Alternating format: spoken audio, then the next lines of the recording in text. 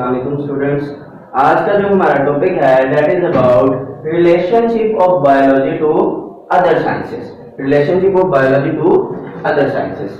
अच्छा जी, सबसे पहले हम बात करते हैं कि रिलेशनशिप के बायोलॉजी का जो रिलेशनशिप है दूसरी साइंसेस के साथ, वो आज हम इस टॉपिक में डिस्कस करेंगे। ठीक है जी। अब ये साइंसेस जो है, साइंस एक ही होती है।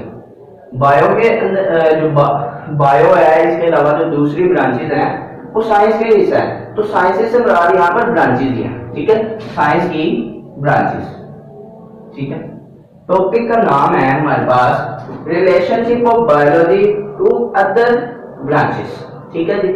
अब हमने रिलेशनशिप स्टडी करना है कि बायो का दूसरी ब्रांचेस के साथ, यानी फिजिक्स होगी, केमिस्ट्री होगी, बायोलॉजी होगी, फिर इसके अलावा एस्ट्रोनॉमी होगी, इकोनॉमिक्स होगी, ठीक है, बायोजियोग्राफी होगी। इन ब्रांचेस के साथ बायो का क्या रिलेशन है, क्या इसके अंदर हम ताल्लुक होता है। ठीक है, वो अब हम इसके अंदर डिस्कस करेंगे। तो सबसे पहले उसने आपके टॉपिक के अंदर एक बात लिखी हुई है, the inter relationship among. Among का मतलब होता है दरमियान। अमंग का मतलब होता है दरमियान। The interrelationship among the different sciences cannot be denied. Denied का मतलब होता है इनकार करना। कहता है कि जो रिलेशनशिप साइंस की ब्रांचेस के अंदर पाई जाती है उसका हम इनकार नहीं कर सकते, उसका हम इनकार नहीं कर सकते। ठीक है, तो अब सबसे पहले हमारे पास डेफिनेशन आती है इंटरडिसिप्लिनरी साइंसेस। Interdisciplinary sciences. अब इंटरडिसिप्लिनरी साइंसेस क्या है कि बायो की वो शाख, सॉरी जी, इंटरडिसिप्लिनरी साइंसेस ऐसी sciences, each branch of science. क्या जी? Each branch of science. कोई भी हमारे पास ब्रांच है, केमिस्ट्री का फिजिक्स के साथ क्या ताल्लुक है, बायो का फिजिक्स के साथ क्या ताल्लुक है, बायो का केमिस्ट्री के साथ क्या ताल्लुक है, वो सारी की सारी क्या कहलाती है? Interdisciplinary sciences.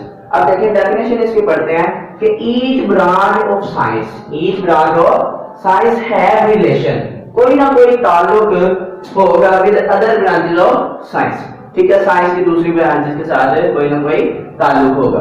तो ऐसी इंटरडिसिप्लिनरी साइंसेस उन साइंसेस को कहते हैं कि साइंस की कोई भी ब्रांच है, साइंस की कोई भी ब्रांच है, उसका रिलेशन है साइंस की किसी और दूसरी ब्रांच के साथ, जैसे फिजिक्स का केमिस्ट्री के साथ, केमिस्ट्री का बायो के साथ, बायो का फिजिक्स के साथ। तो ये सारी क्या कहलाती है? इंटरडिसिप्लिनरी साइंसेस कहलाती है।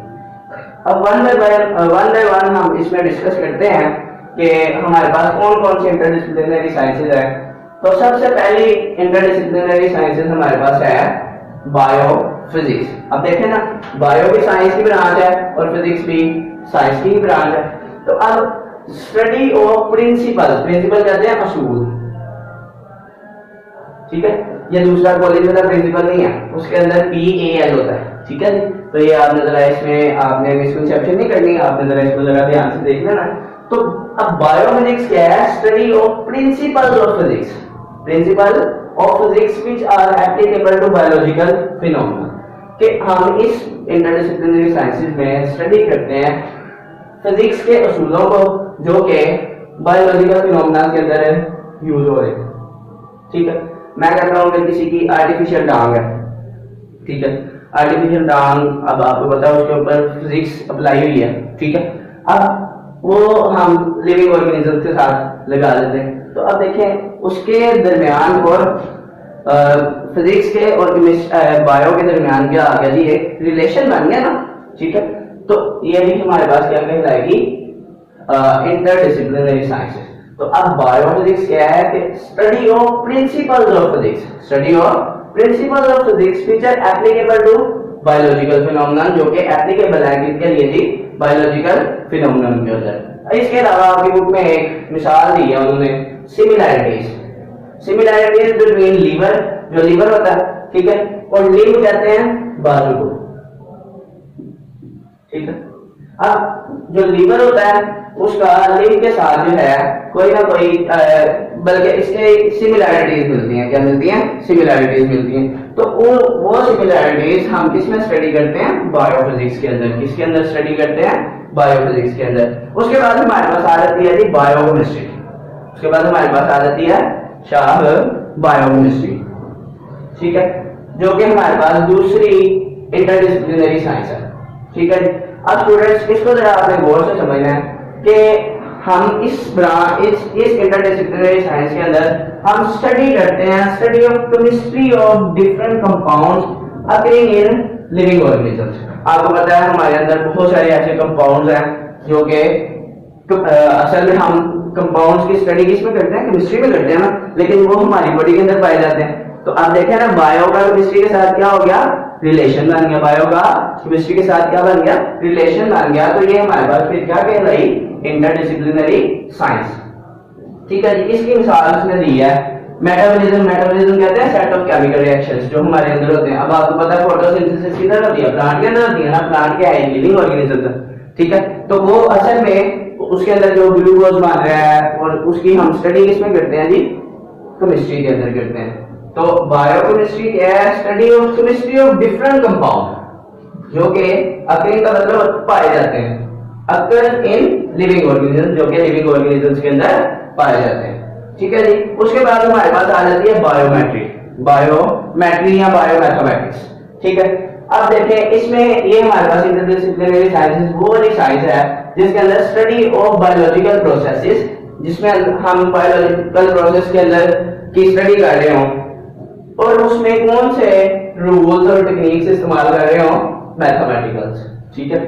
बायो से रिलेटेड बायो का अगर हम कोई भी प्रोसेस कर रहे हैं तो उसमें जो तरतीब लगा रहे हैं उसमें हम एडिशन का, सब्सट्रैक्शन का, मल्टीप्लिकेशन का, डिवीजन का जो रूल लगा रहे हैं वो तो सारे मैथमेटिक्स में है ना। तो अब देखें बायो का हमारे पास मैथमेटिक्स के साथ कोई ना कोई रिलेशन है, तो इस वजह से हम कहते हैं कि ये भी हमारे पास बायोमेट्री क्या है? इंटरडिसिप्लिनरी साइंस है। क्या है? Interdisciplinary science. अच्छा स्टूडेंट्स, उसके बाद हमारे पास टॉपिक जो अगली इंटरडिसिप्लिनरी साइंस है उसका नाम है जी बायोजियोग्राफी। उसका नाम है बायोजियोग्राफी, ठीक है। जियो मीन अर्थ, आप सबको मालूम है जियो का मतलब क्या होता है? अर्थ। तो बायो का मतलब लाइफ, ठीक है। अब देखते हैं इसमें क्या है कि हम स्टडी करते हैं स्टडी ऑफ अकरेंस। अकरेंस मैंने आपको वहां पर भी बताया कि अकरेंस का मतलब होता है पाया जाना, ठीक है। हम इसमें स्टडी करते हैं इस इंटरडिसिप्लिनरी साइंसेज में कि study of occurrence and distribution of species. Species क्या है? स्पीशीज की स्टडी हम इसमें करते हैं लिविंग ऑर्गेनिजम्स के अंदर। किसमें? लिविंग ऑर्गेनिजम्स जो लिविंग ऑर्गेनिजम्स हमारे पास क्या है? स्पीशीज है ना। तो लिविंग ऑर्गेनिजम्स बायो में हम उसकी स्टडी करते हैं। तो अब जो हमारे पास बायोजियोग्राफी है उसमें हम स्टडी करते हैं अकरेंस कि कहां पर पाए जाते हैं, उनकी डिस्ट्रीब्यूशन करते हैं किसकी? स्पीशीज की, जो कि रहती हैं डिफरेंट जियोग्राफिकल रीजन्स पर, ठीक है। जमीन के किसी भी हिस्से में लिविंग ऑर्गेनिजम्स रह रहे हैं। तो आप देखें जियोग्राफी का हमारी बायोलॉजी के साथ क्या है जी? ताल्लुक है, जिस वजह से हम कहेंगे कि biogeography is also a interdisciplinary science. क्या है जी? Interdisciplinary science. उसके बाद हमारे पास आ जाती है जी बायो इकोनॉमिक्स, ठीक है। बायो इकोनॉमिक्स, बायो का आपको पता है कि रिलेटेड टू बायोलॉजी। अब उसके बाद इकोनॉमिक्स क्या होती है कि ऐसा इल्म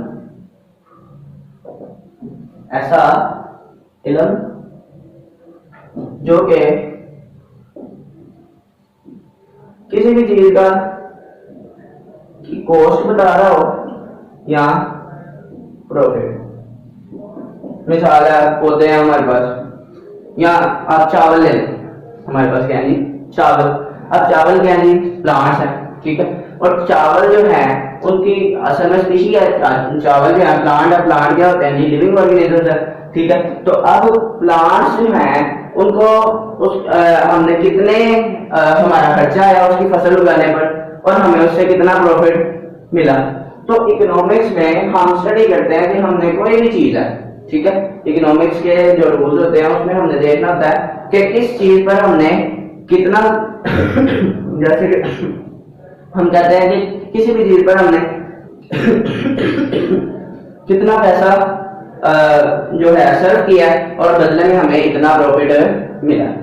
तो study of organism from economical point of view, तो ये भी हमारे पास क्या है जी, बायो का ताल्लुक है ना, ठीक है, बायो का ताल्लुक किसके साथ है, इकोनॉमिक्स के साथ, ठीक है, दूसरी साइंस की दूसरी ब्रांच के साथ, ठीक है। आगे जिम्मेदार उन्होंने आपकी बुक में मेंशन की है कॉस्ट, कॉस्ट कहते हैं सर्व करना, ठीक है, हमने पैसे लगाए हैं किसी फसल के ऊपर, ठीक है।